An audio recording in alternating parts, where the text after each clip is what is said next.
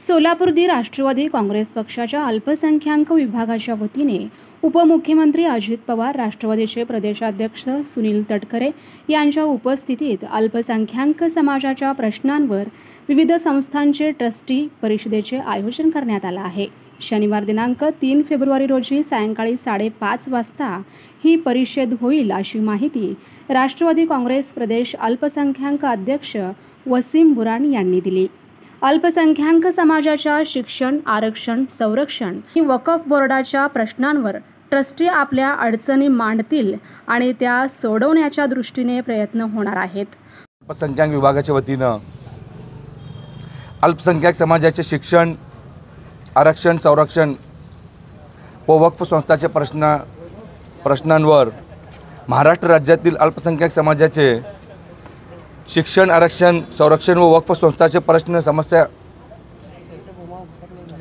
जाणून घेऊन त्यावर कृतीशील कारवाई करण्याच्या दृष्टीने महाराष्ट्र राज्याचे उपमुख्यमंत्री आदरणीय अजितदादा पवार यांच्याबरोबर संवाद कार्यक्रम आयोजित करण्यात आलेले आहे। या कार्यक्रमामध्ये राष्ट्रवादी काँग्रेस पार्टीचे प्रदेशाध्यक्ष खासदार सुनील तटकरे साहेब, सोलापूर शहर जिल्हा राष्ट्रवादी काँग्रेस पार्टीचे अध्यक्ष दीपक साळुंखे, शहराध्यक्ष संतोष भाऊ, उमेश पाटील, जुबेरभाई बागवान, इद्रिस नायकवाडी साहेब, राज्य प्रमुख नजीब भाई मुल्ला हे उपस्थित राहणार आहे।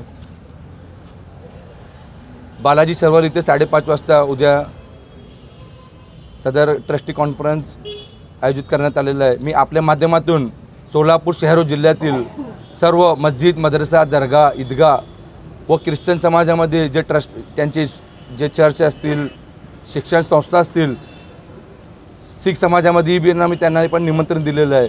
या सर्व अल्पसंख्याक समाजाचे जे ट्रस्ट आहे त्या ट्रस्टांमध्ये जे काही त्यांचे अडीअडचण आहे, प्रलंबित प्रश्न आहे ते आम्ही अल्पसंख्याक सेलच्या वतीनं शासनाचे व दरबारी आम्ही अजितदादाच्या माध्यमातून ते सर्व प्रश्न सोडवण्याचा प्रयत्न करत आहे।